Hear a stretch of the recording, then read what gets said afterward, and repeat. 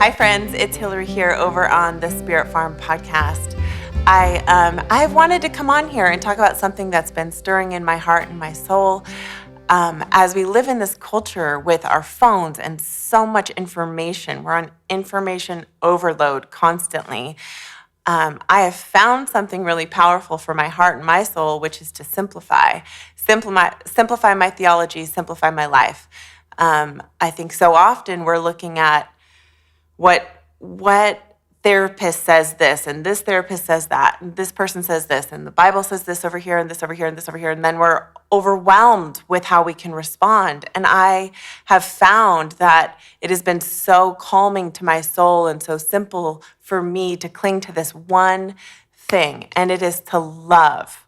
Love. It's the greatest commandment. When Jesus was asked by the religious leaders of the time, what is the greatest law? What is the greatest commandment that we have? And he said, it is to love God with all your heart, soul, mind, and strength, and love your neighbor as yourself. And then he further goes on, who's your neighbor? He says everybody. And he actually said somebody who was offensive to the religious leaders at the time because they really didn't love that person. So he was saying, love this person. And they were like, but we put him in a box. We already decided we didn't have to love him. And Jesus said, no, you got to love him too.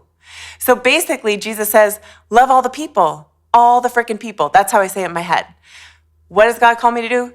Tells me to love all the people. Who's the people? All the freaking people. I got to love everyone. So when I look at situations in my life and I look at things that are difficult, it's the simplicity of my one call is to love people, but it's not always the easiest. That's why the religious leaders wanted to put boxes around those people, made it simpler in some ways. But for me, I get overwhelmed with so many boxes. I find it simpler and easier just to stay with the love, stay with loving people. And I'm always amazed at where I find myself still putting boxes around people, still putting places where I don't have to love people. Well, they hurt me. Okay, well, so did Judas. He sat at the table with Jesus before he went to the cross. God calls us to love all, even the people that hurt us, we're called to love them. I find myself with, this is a minor one, but homeless people. I would walk past them and not look at them, not give them the dignity of looking them in their eyes. I was shocked the other day at myself and how I responded to a homeless person when I didn't choose to love them and treat them like a human and look them in their eye and give what I could, or say I didn't have cash at the time, whatever it is, but I could be loving towards them instead of turning my eye or my back or deciding in my head they could be living their life differently. No, God doesn't call us to judge their life. He calls us to love them in the midst of wherever they're at. And for me, the biggest impactful time was walking through huge trauma. My husband and I led a church, and we were called out of that ministry in a really unfair and hurtful way. At the time, it didn't make sense. It still doesn't make sense to me, to be honest. And it caused so much pain in my life.